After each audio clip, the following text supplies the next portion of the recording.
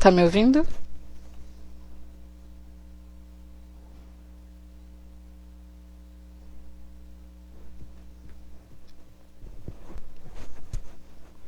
Boa noite, todos e todas. Vocês estão me ouvindo, pessoal?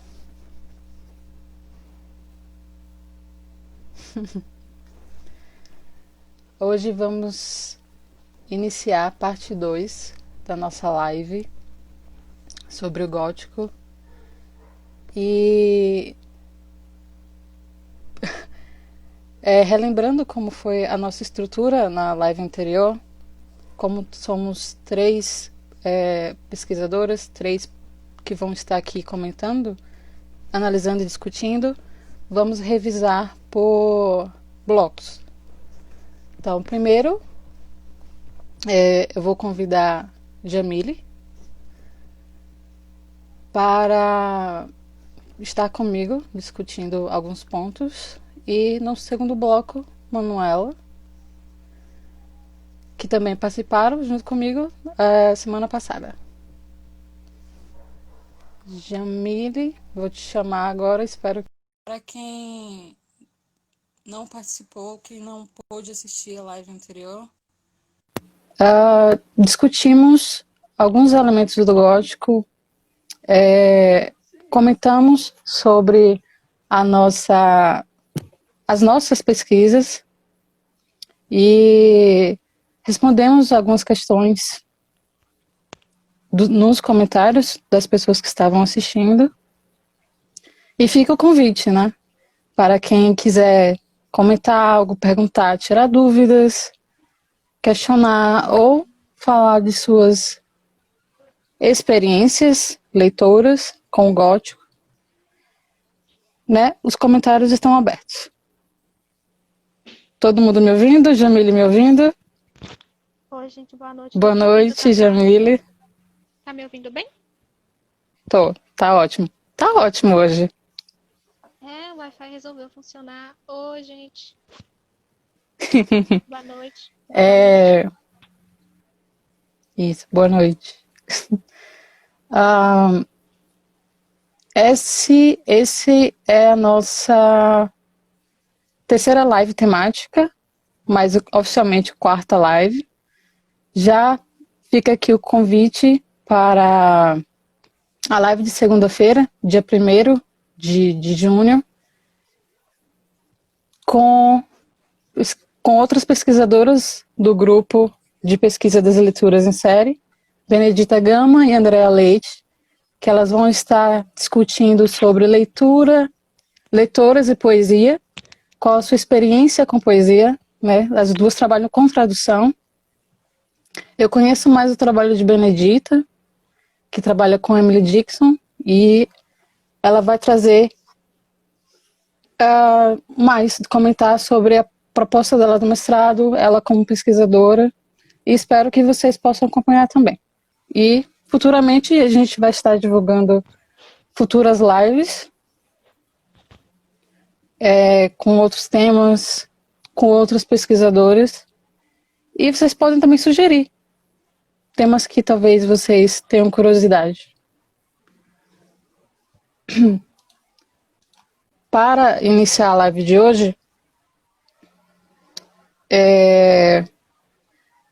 achamos melhor fazer uma recapitulação de alguns pontos que discutimos na live anterior. Pontos que vão ajudar a gente a entender certos elementos, certas questões que vamos abordar hoje. Então, para relembrar vocês, né, o gótico, a literatura gótica, ele emerge ali no século XVIII, e com um gênero que estava tentando criar uma atmosfera diferente do romantismo e do realismo, não querendo tratar da sociedade de uma forma idealista, muitas vezes utópica, mas trazer o mundo real de uma forma mais desestabilizada e buscando trabalhar o lado sensorial né, buscando trabalhar o medo e como esse sentimento perpetua, como esse sentimento influencia a nossa leitura, como influencia o papel da literatura, o papel da sociedade, como é intrínseco ao ser humano ter esse sentimento tão palpável. Vocês que estão assistindo, pedimos que comentem suas experiências, levantem questionamentos para que a gente possa responder hoje. Caso na live anterior tivesse surgido alguma pergunta e a gente não pôde responder, façam hoje, que vamos tentar respondê-la. Na live anterior tivemos alguns problemas de internet e eu não pude entender certos elementos, né? Jamile estava explicando algumas coisas, Manuela também citou alguns elementos. Eu acho bom a gente recapitular para que vocês compreendam alguns elementos do gótico e para que haja novos questionamentos de vocês. Ô, Jamile, você poderia... Por enquanto que o pessoal não pergunta nada, né? A gente vai aqui destrinchando os elementos do gótico, a estrutura dessa narrativa, desse gênero textual. Então, tu pode, novamente, definir, exemplificar e diferenciar o terror do horror para que a gente possa entender como é que esses elementos trabalham? Sim, então, primeiramente, boa noite ao pessoal que está chegando. E o terror, como a gente tinha começado a comentar semana passada, e Manu, a gente comentou primeiro um pouco na primeira parte, depois Manu reforçou e exemplificou melhor na segunda parte. O terror, ele é definido por alguns escritores. Uma das escritoras cujos pesquisadores hoje mais utilizam o conceito de terror e horror é o da Anne Radcliffe. Então, basicamente, o que ela faz é separar o horror a um nível mais físico, né, como os outros escritores, como Stephen King, do terror, que é algo mais ligado ao psicológico. O terror, na verdade, de acordo com Rossi, né, que é um pesquisador que ele fala um pouco sobre essa questão do medo na literatura, ele vai trazer o terror como um resultado do que é aquilo que é estranho, né, o que é diferente, o desconhecido pra gente. E aí, desse estranho, vai resultar o nosso terror, que para ele não é nada mais, nada menos do que uma espécie de encontro, né, um conflito que a gente tem com o senso de realidade. Então, aquilo que não é real para a gente, ele tende a aparecer de forma aterrorizante. O Stephen King mesmo, ele vai trazer no livro dele, Dança Macabra, que existem dois tipos de terror. E que o terror, ele desemboca ou no horror ou no absurdo. O que acontece é que para ele tem dois tipos de terror. O primeiro terror, ele fala que é o explícito. E para ele não pode ser conceituado de maneira alguma. Ele diz que o terror é o que é e não tem como a gente explicar sobre isso. Eu relaciono isso também com essa experiência do que aquilo que não pode ser explicado, né? Se é estranho, desconhecido e a gente não consegue explicar, a gente não consegue definir também. Então a gente já faz uma relação com o sobrenatural aí, né? Que é algo que é da ordem do não, o que não é normal, que não é conhecido pra gente. E aí o segundo terror que ele vem explicando é o terror. Ele surge como uma dança. Que aí ele busca movimentos ritmados. Que é aquele movimento de uma insinuação, digamos assim, de algo que não é normal, aquilo que é desconhecido, uma insinuação do estranho pra gente. Então, ele traz nessas duas perspectivas de terror e horror. né? Uma das questões é que a gente tem que também tem se falado sobre o terror, e Luiz Antônio Aguiar traz muito bem no prefácio do livro da coletânea, né, das antologias que ele construiu, é sobre a questão de como começou a literatura de terror. Para ele, a literatura de terror lá na Odisseia, século XI, se não me engano. E para ele, nesse período, a literatura de terror começa lá, e um dos grandes dilemas que vão se passando daquela época até então é o medo da morte, né?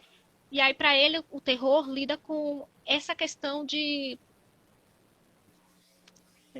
com essa questão que é o nosso dilema, que é, que é a questão do que não é tangível, né? Da onde a gente não chega. A morte, por ser um desconhecido, ele se torna uma das discussões, um dos maiores temas e uma das maiores discussões dentro do gótico. Sim. E aí... O medo da morte ou o medo de morrer, né? A morte ou o medo de desfalecer? Então, ele traz mais como um sentido de o que não há, o que a gente não chega depois da morte. Como a gente não tem... As respostas que a gente não tem. Isso, que é essa questão do que a gente não sabe, o que acontece depois. Inclusive, ele comenta aqui, no prefácio dele, que essa questão de não saber o que há depois, essa necessidade de se entender o que há depois da morte, é o que deixa muitas pessoas aterrorizadas. Porque para esses pesquisadores do gótico, tanto para Luiz Antônio Aguiar, quanto para uma pesquisadora, Chagas, se eu não me engano o nome dela, esse medo, esse não saber, esse desconhecido que vem depois da morte, é basicamente um dos conflitos humanos, é um dos maiores medos que a gente tem. Para eles, a gente não... Para eles, o ser humano não suporta a ideia de morrer e não ter nada além disso. Né? De morreu e acabou. Então, isso que eles trazem como esse medo da morte.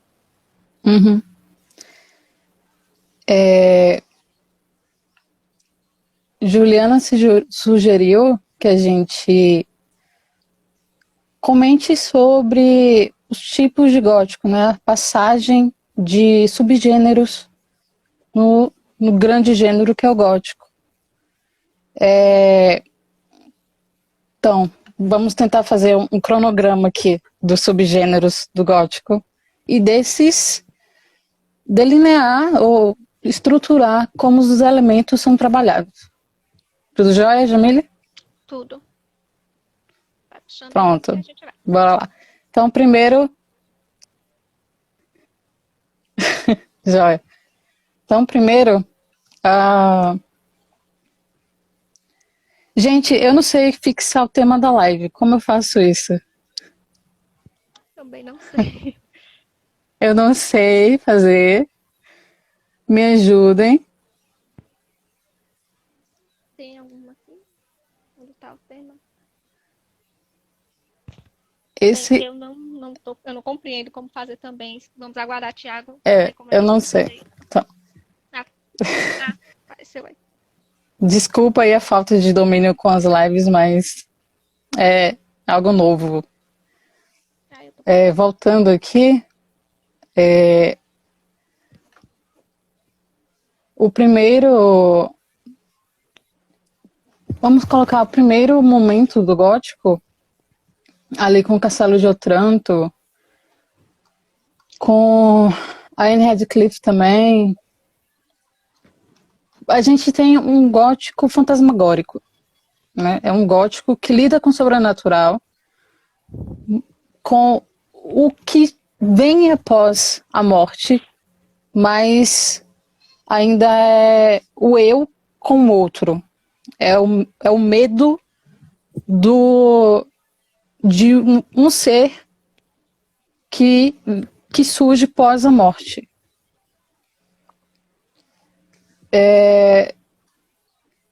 E temos alguns elementos que vão serem fixos no século XVIII, no século XIX, que, primeiro elemento, nós temos o locus horribilis, que é o lugar, né? A ambientação, que é uma ambientação para o gótico tradicional aterrorizante. Então, quando a gente pensa no gótico, a gente pensa em quê? Castelos, masmorras, labirintos.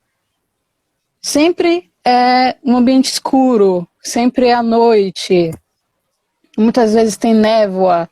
Então é sempre esse ar pesado, esse ar sombrio, né? E os primeiros livros publicados, eles permeiam nessa ambientação.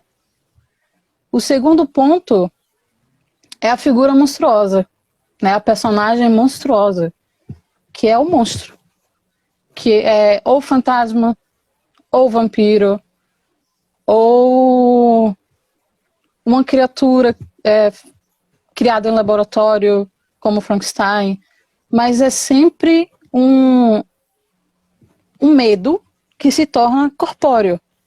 É um medo do sobrenatural que se torna um objeto corpóreo. E esse monstro, ele ultrapassa qualquer limite da racionalidade, qualquer limite do humano, né? Ele transgride. Por isso que ele é a personagem monstruosa, porque o monstro, ele se torna monstro a partir do momento que ele transgride. E nessa primeira etapa do gótico, o monstro é um ser sobrenatural, né? Lobisomens também. O terceiro elemento que delineia essa narrativa é o passado. Como o passado ele se torna um fantasma, né? Uma presença fantasmagórica. Castelo de Otranto, eu não me recordo se esse elemento foi um dos principais, mas dá para a gente analisar esse ponto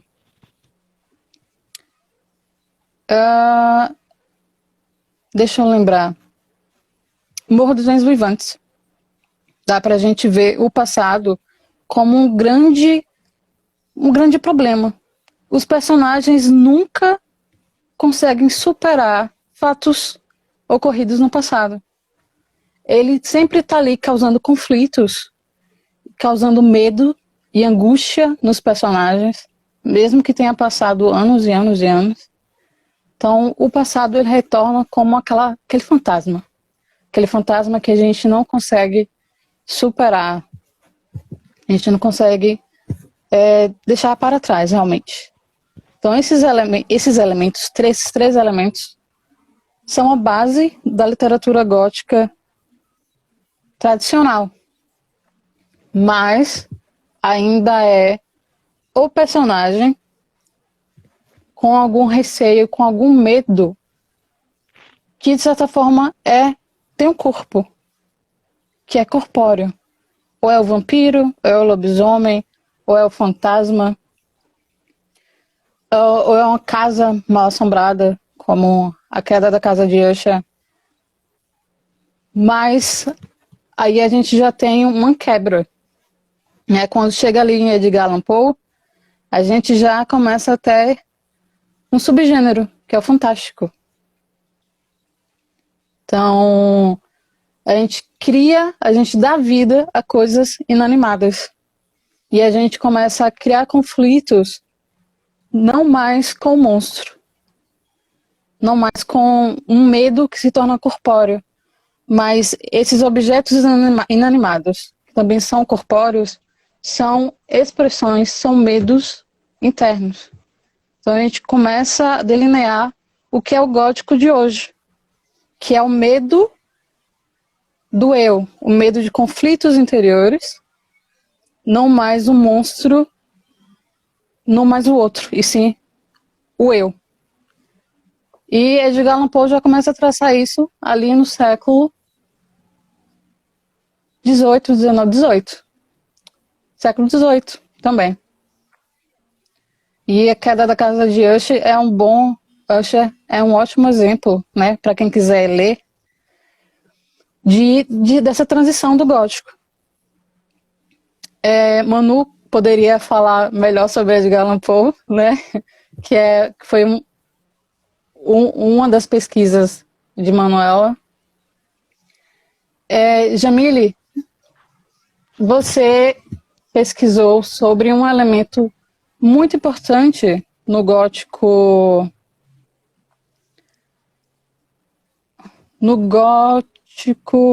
ali do século XVIII, XIX, início do século XIX, que é um elemento que a gente vê em desenhos, que a gente vê no cinema bastante, principalmente em ficção científica, a gente consegue encontrar esse elemento.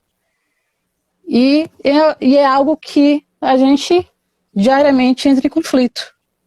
O eu, né, o eu que eu me sinto e o eu imaginado ou o eu espelhado, né? E aqui a gente tem também uma construção diferente do medo no gótico ali do final do século XVIII e no século XIX, que são questões totalmente psicológicas, que é o medo interno, o medo de questões pessoais, como a personalidade do indivíduo é dúbia, como nós temos um monstro e um médico, né? A razão e o furor, a razão e a emoção. E isso a gente encontra no elemento do duplo, como o duplo ele é trabalhado no gótico. E você pesquisou esse elemento. Tu poderia falar um pouco mais como é a construção e como o medo ele advém do uso do duplo? Sim, então, a questão do duplo, meu primeiro contato com esses contos, essas narrativas que contêm o duplo, foi com O Médico e o Monstro, que é de Sim. Robert Louis Stevenson, e o conto dele, que é Markheim. Então, Markheim foi lançado primeiro, né? E foi uma espécie de ensaio para esse duplo que vem acontecendo em O Médico e o Monstro, que é a história do Dr. Jekyll e Mr. Hyde. E então, o que acontece é que existe diversas formas de você criar um duplo numa narrativa. Então, o duplo pode estar naquilo que, né, ao mesmo tempo não é, no eu, né, que é o que no espelho, por exemplo, que é o meu reflexo que eu vejo, é o eu que não sou eu, né? É o meu reflexo, não sou eu, mas ainda assim sou eu.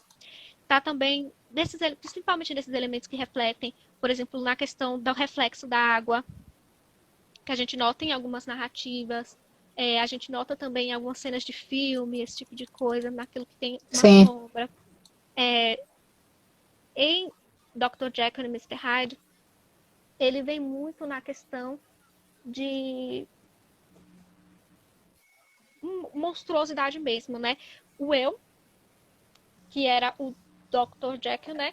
Que queria se separar do seu monstro, né? Então, ele tinha algo nele que ele não gostava, e aí ele começou a pensar numa forma de poder se separar disso, né?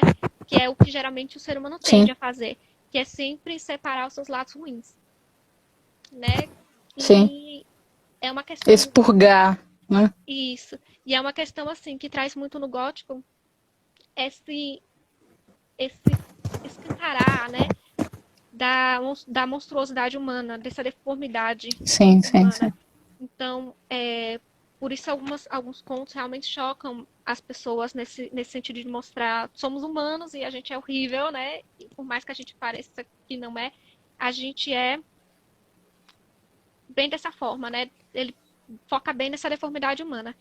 Alguns contos, no conto de Markheim, que foi escrito antes como uma espécie de ensaio para o Médico e o Monstro, a gente tem uma discussão maior. Enquanto o Médico e o Monstro, eles estão mais numa discussão da medicina, da área da ciência, em Markheim eles começam com uma discussão mais religiosa. Então aí o duplo, ele não está só nessa questão daquilo que reflete, mas também naquilo que se opõe, né? Aquilo que faz, digamos, o duplo como oposto também. Que é como no caso, Uhum. o conto focando em religião, né? Faz uma puxada mais para religião. E a novela em si, que é o romance, né? Do Médico e Monstro, trazendo a ciência. Então a gente já tem aí o duplo religião versus ciências dentro do duplo Exato. e dentro dos dois a gente já tem a questão de o eu contra o eu. Em Markheim é o personagem contra a sua, pode ser interpretado contra a sua consciência, né? E também, o que também acontece em O Médico e o Monstro, porque é ele contra a consciência, o lado ruim dele, do personagem.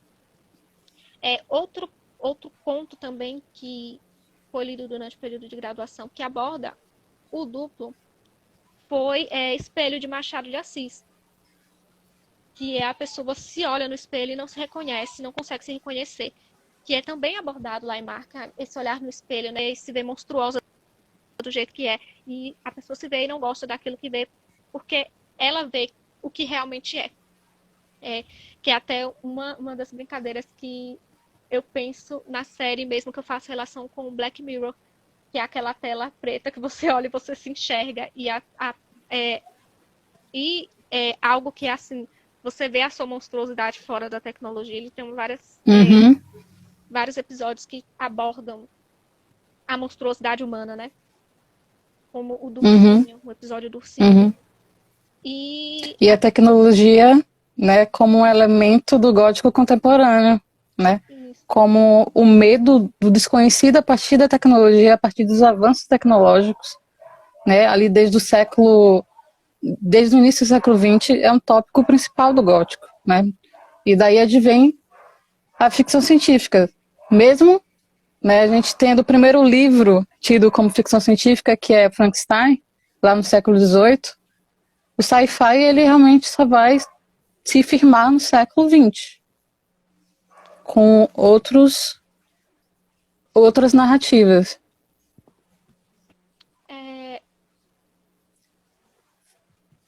Então, desculpa, Gabi, me distraindo um pouquinho. Não, Perdi tua última fala.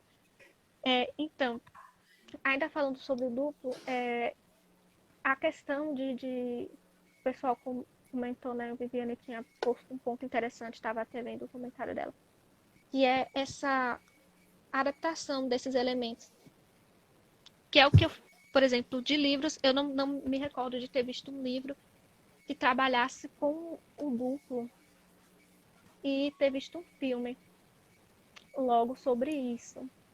Realmente não tô, eu já devo ter visto, mas não tenho me recordado muito. Não, vi o filme, mas não vi o livro, então vou dar exemplo separado. Um filme de terror bem novo que trabalha com isso é o Nós, né? Que é da mesma criação de Corra. sim. E a gente tem, na verdade, o ponto do filme é o duplo, né? Que é a questão de É o como duplo, a isso. pessoa viajar e tudo mais. E é uma menina que se vê no espelho e algo horrível acontece. Passa o filme inteiro tramando. E aí as pessoas descobrem que elas têm clones. Então, em algum lugar, numa outra dimensão, todo mundo tem um clone. E esse clone é tudo aquilo que as pessoas evitam ser. Não, Exato. então, tem uma questão, tem uma crítica, né, uma relação disso. Eu acredito que, em relação ao duplo, o cinema consegue lidar de forma bem pensada e tudo mais. Em relação a como adaptar o duplo. Até porque o duplo pode aparecer em coisas simples, né? Num reflexo da água, numa situação de um simples espelho. Então, tem vários elementos, tem várias categorias para o duplo, né? De onde, como e não só o que pode representar o duplo, mas como pode representar o duplo também. Joia. A gente tem aqui um comentário de Pablo. Ele quer saber qual dessas categorias de gótico vocês mais admiram ou gostam. Tu gosta mais da qual, Jamil?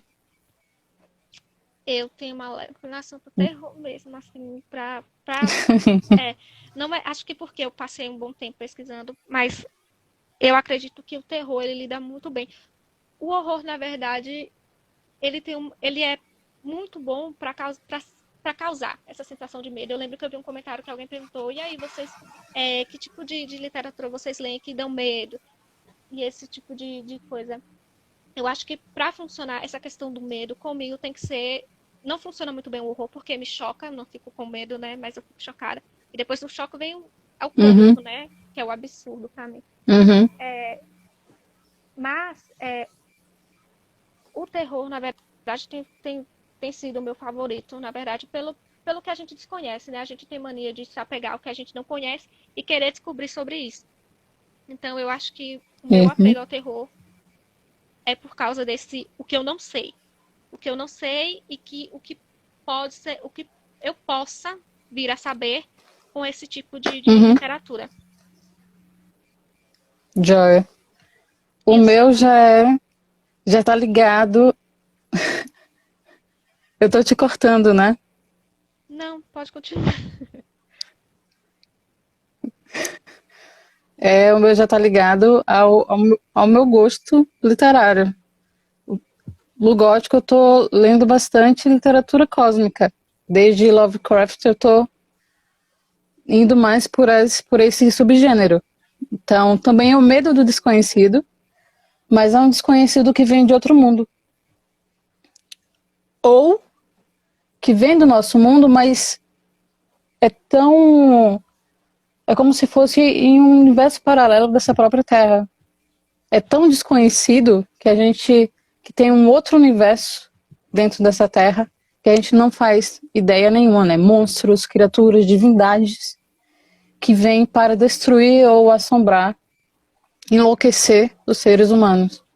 Então, eu gosto mais dessa vertente cósmica, de criaturas, de seres, criaturas divinas que vêm para reconstruir a Terra. E aqui entra outra pergunta dos comentários que faz referência ao que você disse, como o medo em você é construído, né? Vocês, como leitoras, aqui é de Jéssica, já sentiram algum medo, terror, horror, lendo alguma literatura gótica?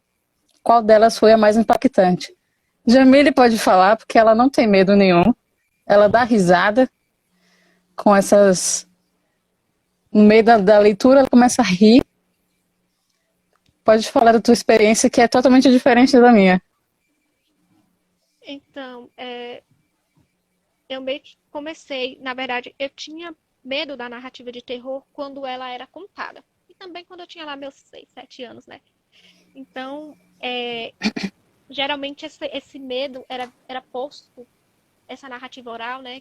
Que não deixa de ser uma narrativa, ela vinha de forma oral com o intuito de educar as pessoas, né? Se você não fizer isso vai acontecer, isso de ruim, sobrenatural, pode acontecer com você. Então, até então, como forma de uma certa pressão por obediência, o terror era ruim. Mas aí, quando a gente vai lendo, e o mesmo acontece com filmes, não sei se está travando ou se tá, a Sarah ficou muito quieta de repente. É, Um pouquinho só. o terror, eu nunca tive uma experiência de ler algo e eu acabar ficando com medo disso, né? Tem uma Uhum. sensação de ânsia pelo que está por vir, né? Por desvendar logo o que é esse terror, esse sobrenatural. Porque aí o que causa um certo desconforto que não chega a ser medo é essa insinuação do sobrenatural na literatura, né? Nos textos escritos. Mas eu não tive uma relação, não tive um livro. Até hoje eu procuro, na verdade, um livro que seja aterrorizante o suficiente, né? Inclusive aceito indicações. É, então, é por isso que eu sempre utilizo a literatura junto, Indiquem aí para ela, gente, um os mais livro que vá terríveis que você assustá-la, por conhece. favor. Então, o que chega mais perto assim, de causar sensações são suspense, né? Porque a gente fica ansioso para desvendar logo isso. Mas Uhum, sensação de medo, infelizmente, não. Ainda não. sim. Eu já, por outro lado, Tatá, eu Ah, acho que você já me contou da sua experiência com o, é o tipo já. de leitura que te dá medo, né? Compartilhe com o pessoal também, por favor. É, eu não tenho, assim, uma gama muito grande de livros que me assustaram, mas tem um que me marcou bastante, que foi... Eu li o primeiro capítulo junto com o grupo de pesquisa para o Entrando no Bosque, que era um encontro especial sobre a Aline Valek. E o livro se chamava As Águas Vivas Não Sabem de Si. Nós lemos o primeiro capítulo para debater, né? Eu não consegui terminar o capítulo. Não consegui. Eu simplesmente lia e sentia um pavor imenso. Eu não consegui terminar. E quando estávamos discutindo, eu também veio a aflição, né? Aquele sentimento retornou, o sentimento da leitura retornou. E creio que foi um momento assim de mais pavor literário que eu passei. Realmente eu fiquei, não foi o medo, foi pavor, mas esse pavor que gerou em mim com a leitura é porque eu tenho medos pessoais. E esse livro tocou especialmente nesse medo, né? Eu tenho um medo do mar, do fundo do mar. E esse livro passa todo ali no fundo do mar. Então, a leitura era muito detalhada e eu me sentia ali presa junto com os personagens no fundo do mar. E eu sentia esse pavor imenso. James, tu quer comentar mais alguma coisa sobre o duplo, sobre o medo? A gente planejou muita coisa para falar, mas temos a nossa próxima convidada. Eu vou só puxar um ponto que tu falou no início, que aí eu fecho tudo e a gente passa a palavra para a Manuela. Tu comentou um pouco do locus horribilis, né, no início, sobre isso. Sim. Eu acho que dos elementos que acho que é algo que causa medo, só para reforçar a questão do que eu falei sobre o medo, não do medo do que é em si, mas do que está por vir, né, dessa insinuação de algo maligno, que é o que realmente é o que chega mais próximo de me causar algum incômodo, né, durante uma leitura, Uhum. principalmente quando eu posso relacionar com a minha experiência, talvez alguns de vocês tenham a mesma experiência, que é essa insinuação acontece tanto no livro nessa ânsia de tá lá, tem algo acontecendo e você não sabe. Que é como no filme Bird Box mesmo, que tá lá um monstro Sim. e ninguém nunca vê e você fica esperando o tempo inteiro. Sim. E o medo tá ali, né? E o Sim, medo desse monstro é sentido por quem lê e por quem assiste. Mesmo que a gente não tenha detalhado ele. isso. E eu acho que acontece até nas nossas experiências, mesmo nas nossas vivências, esse medo do que está por vir. Uhum. Por exemplo, eu me lembro que quando eu ainda tinha medo dessas narrativas orais de terror, às vezes você não tem nada. Você olha, chega numa rua, é um beco sem saída, não tem luz, não tem nada lá. E mesmo assim a sua mente Uhum. fica criando coisas. Então, acho que quando você lê, quando eu leio algo também, que esse não sobrenatural não aparece, é quando a sua mente começa a trabalhar para pensar no que pode vir. Então, acho que esse é o ponto que eu chego mais perto da sensação de medo na literatura. É esse monstro que nunca aparece, mas Uhum. que tá lá. E aí ele meio que vai te desconcertando nesse momento. Então, acredito que seja um pouco sobre isso. A gente ia discutir nessa primeira parte. E antes de me despedir, porque teremos Manuela agora, eu gostaria de agradecer mais uma vez pela oportunidade dessa segunda live. E agradecer a participação de vocês também. E pedir para que vocês Ótimas sigam os perguntas hoje. exemplos. Foram ótimas as perguntas. E acredito que seja isso, né, pessoal? Obrigada, James. Tchau, tchau, gente. Tchau, boa noite. Obrigada. para vocês também e eu vou continuar acompanhando aqui pelo chat. Pronto, joia. Façam perguntas também. Como é que eu tô conseguindo tirar? Acho que eu consigo aqui. Ai, aqui, pronto, foi. Muitas perguntas hoje de vocês. Perguntas muito interessantes. Eu acho que foi Danilo que perguntou sobre Hamlet, né? Como se Hamlet é considerado, se a gente pode pontuar como gótico ou ele só aborda elementos góticos. Só vou comentar isso rapidinho. E para mim, Hamlet só aborda elementos góticos.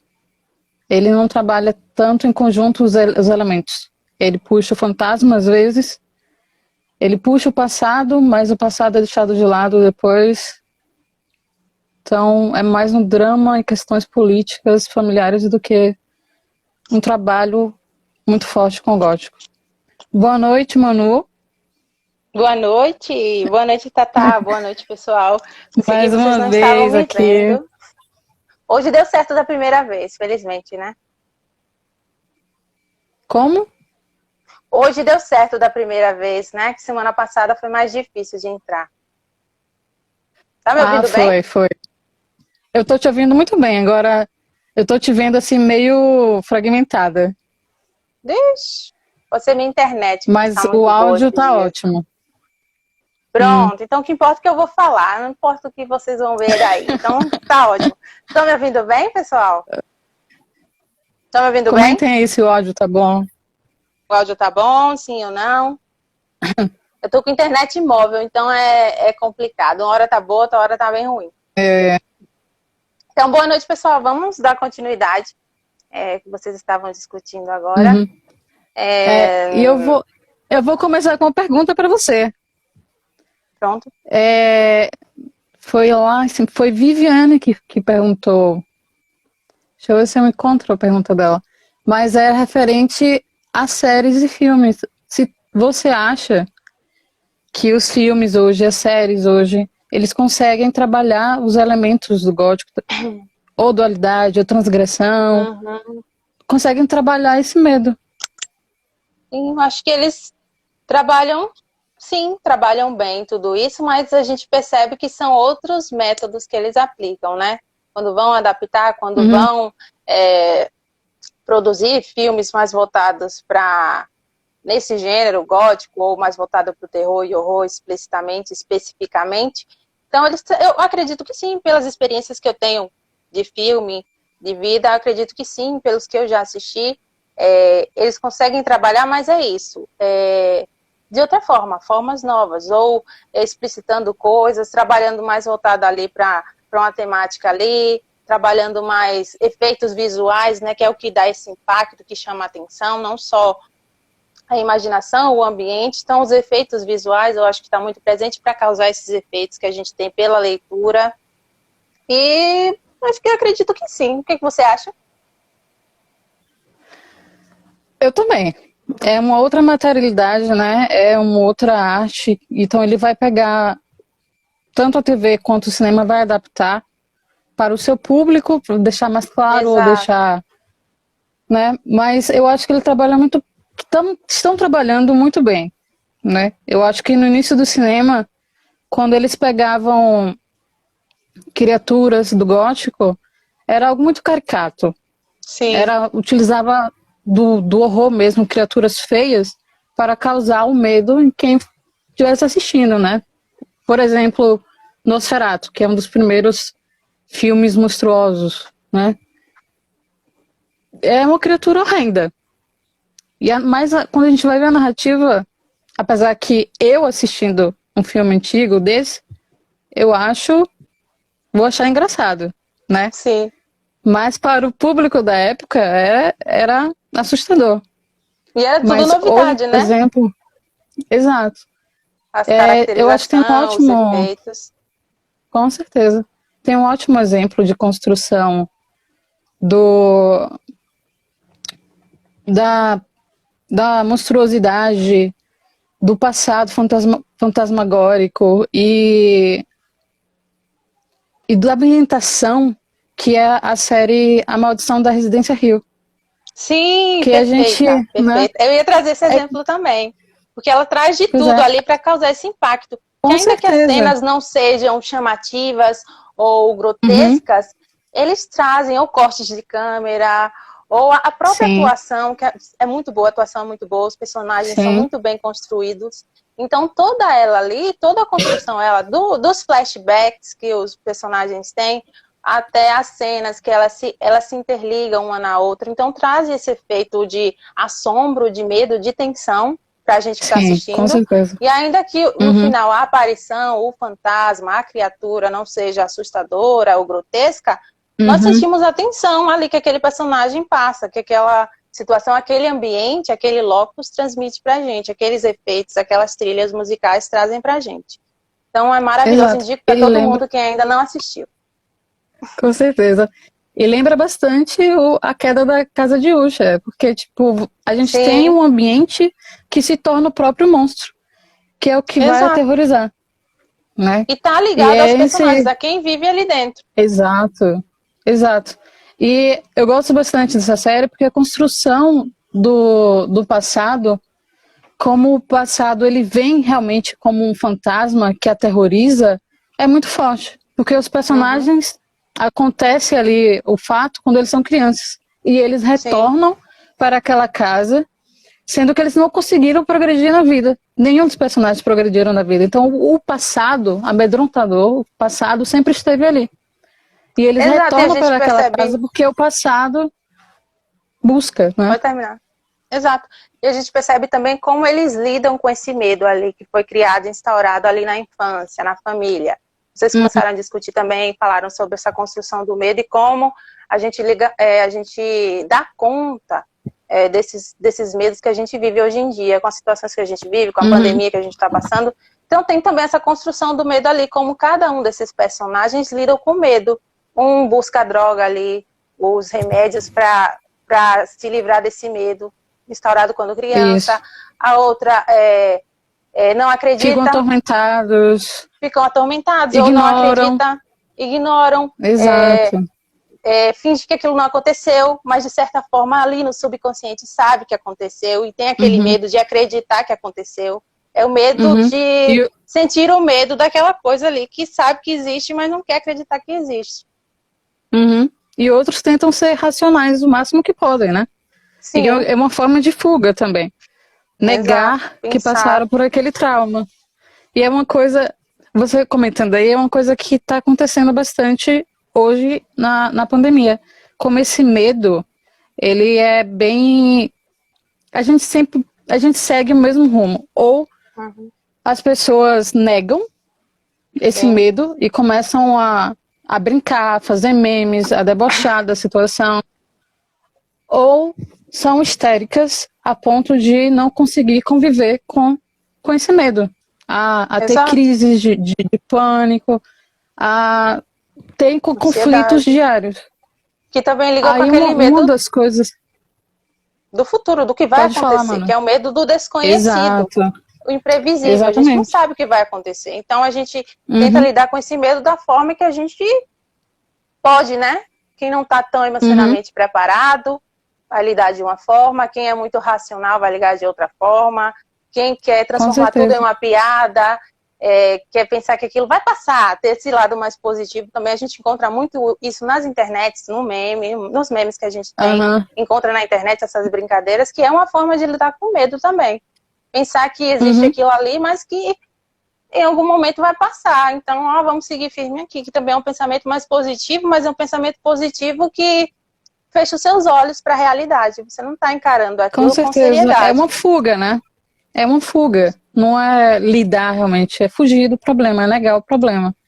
E uma das Exato. coisas que a literatura gótica vem desde o seu início é fazer com que os personagens enfrentem seus medos, enfrentem os Exato. monstros, enfrentem questões psicológicas, mas que enfrente, né? E esses medos Então, que eu acho que são tanto construídos aqui, uma imagem física, quanto esses medos que são dentro da gente, aqui dentro. O medo do psicológico da gente, o medo do que o outro pode ver da gente, do que o outro vai pensar da gente, como o outro enxerga a gente, esse monstro que a gente enxerga no outro, mas não enxerga em si mesmo. Então a gente lida com esses medos o tempo todo na literatura. E a dualidade, novamente, aí você comentando, né? Exato. O eu e o eu sempre em conflito. E a gente vai encontrar esse... Sim. Pode falar. Não pode, eu tô te cortando, vá. Não, então, Termine, mulher. O pessoal tá aqui comentando, indicando várias séries e filmes. Juliana perguntou aqui como amadurecer o medo. Talvez, referente à pandemia, a gente se informar mais, né? Isso. Referente a medos pessoais, também tentar lidar com eles, trabalhar da melhor forma possível. Porque, como disse Lovecraft, o medo é algo natural, é algo intrínseco do ser humano, né? E a literatura gótica tenta trabalhar ele para que tanto o leitor quanto os personagens enfrentem, né? Exato, Possam superar. Pode terminar. Já terminei, pode falar. Sim, é isso, esse medo, como ele se constrói. A gente vai ver na literatura esse medo, essa construção do medo, mas a gente sabe ali que em algum momento a gente tem que bater de frente com esse medo e tem que conhecer esse medo para poder lidar com ele e saber superá-lo. Então, acho que trazendo para a gente, na sociedade, o momento que a gente está passando é isso também. Tentar, como você falou, se informar, entender o que é verdadeiro ali, o que é falso, não fechar os olhos. Ainda que você não tenha interesse de ouvir aquilo todo dia, você tem que se manter informado. Porque você pode ver uma notícia ali que não é verdade e isso vai prejudicar o modo que você enxerga esse medo. Esse medo que está presente, a gente tem que ter esse medo. Não adianta, como você falou, esse medo vai estar presente sempre na nossa vida, no que a gente passa, no que a gente pensa, do nosso futuro também. Então, o medo está na literatura e a gente, como esse personagem lida com aquele medo, é o mesmo jeito que a gente vai lidar aqui com medo. Não daquela forma como ele lida, ou com medo sem lutar, sem tentar descobrir ali, mas é um medo que a gente tem que entender também para saber como lidar com ele. Acho que eu me embolei, mas acho que vocês entenderam em algum momento aí o que eu falei. Entendemos, sim. O pessoal está aqui pedindo terceira parte, gente. Vamos deixar talvez para um Meet, né, em outra plataforma para a gente discutir de forma mais aprofundada, mas parte 3 aqui no Instagram. A gente já ficou muito nervosa já. Né? Com todo mundo para debater, porque eu acho que é o mais interessante que não basta a gente ler aqui as mensagens, mas perde muita coisa. Às vezes eu estou prestando atenção em você aqui, eu não estou lendo o que o pessoal está escrevendo. Então o Meet eu acho mais interessante. A gente fazer um encontro no Meet para haver um diálogo, né, melhor. Mas, encerrando aqui essa parte medo e pandemia, eu sugiro que vocês assistam a live do Átila Yamarino com o Leandro Carnal, que eles vêm discutindo bastante isso, o medo, como a gente está, como sociedade brasileira, expondo esse medo, né, de várias formas distintas. E como Manu citou anteriormente, que nós às vezes negamos, às vezes tentamos ser bastante racionais, às vezes nos deixamos levar e tal. E o Leandro Carnal discute isso de forma histórica e psicanalítica. Então seria, né, uma boa indicação para vocês que queiram tentar entender como o medo hoje aflige a nossa sociedade, principalmente o que o Manu falou também. Não é, muitas vezes, o medo do vírus, de pegar a doença, mas é o medo do que vai vir depois. Porque a gente já conhece o que está acontecendo, a gente está acompanhando diariamente como esse vírus está afetando vários países, está afetando as pessoas, a vida das pessoas, mas e depois? O desconhecido é o futuro, né? Como é que vai ser voltar para o trabalho Será se vai ter trabalho? Como é que vai ser voltar para o colégio? Será se vai ter aula esse ano? Então, são várias questões que nós não temos respostas. Nenhuma, né? Exato. E também, infelizmente, não sabemos como controlar esse vírus, quando é que vai terminar. Então, esse é o grande pavor, eu acho. Esse é o grande medo atual do que vai vir e do que a gente não sabe. Exato. Vamos tentar finalizar. Pode comentar, terminar o que você estava falando, Manu, e encerrar a live de hoje. É tanta coisa que a gente começa a falar assim, vai por vários caminhos. Passou rápido é muita hoje. coisa para falar. Nós combinamos de falar sobre transgressão e tudo mais, mas nem deu tempo da gente se aprofundar quanto a isso. Não deu. Mas a gente pensa em outra próxima vez, trazer mais para as adaptações cinematográficas. Eu acho que isso a gente deu para falar um pouquinho. Então, é pensar... O medo está presente, a gente tem que saber... a gente pode tentar lidar com ele aos poucos, da forma como a gente pode, mas eu acho que o primeiro caminho é tentar conhecer ali esse medo. Se a gente não conhece esse medo, se a gente não conhece ali essa origem desse medo, a gente não tem como lidar com ela. Se a gente não se mantém atualizado quanto a esse medo que a gente está vivendo hoje, a gente não tem como pensar no que vai ser ali do futuro. Tudo bem imprevisível, mas a gente pode tentar agora se preparar para qualquer coisa que possa acontecer ali depois, que esse medo possa trazer aqui na nossa vida. Mas é de cada um, né? Às vezes a gente consegue, às vezes a gente não consegue. Mas adorei a participação, adorei participar com você, não participei com a Jamile, mas eu estava assistindo vocês. Foi muito bom a gente falar, porque a gente faz muitos trabalhos sobre isso, e é claro que não vai dar para debater tudo em 1 hora, 2 horas, 5 horas, não vai dar, não tem como, é muito texto, muitas pesquisas, muito mapeamento, muito trabalho, muita análise, não dá para a gente trazer tudo, mas eu acho que o principal, da nossa ideia, ou do nosso contato aqui com o pessoal, foi esse bate-papo. Então, é sempre bom os comentários, eu acho melhor ainda quando a gente fizer esse meet, se der pra gente fazer no futuro, em algum momento, se o pessoal topar, se a gente puder participar, organizar direitinho, acho que fica mais legal. Sim, vamos divulgar. Isso. Vamos divulgar tudo direito para quem quiser, né, participar do debate. E fica aberto para a próxima live, né, que vai ser segunda-feira, dia 1º de junho, também no horário dessas 21 horas. Com Benedita e Andréia. Exato. Vão discutir poesia. Então, agradecemos. Vai ser maravilhoso, realmente. Agradecemos a todos. Obrigada, Manu, novamente. Obrigada, hoje foi mais corrido, parece que o tempo passou mais rápido. Passou sim. Mas deu tudo Obrigada certo. pelas perguntas. Segunda-feira, estejam aqui para a live, tá, gente? E muito obrigado por acompanhar. Boa noite a todos. Boa noite. E até a próxima live. Boa noite.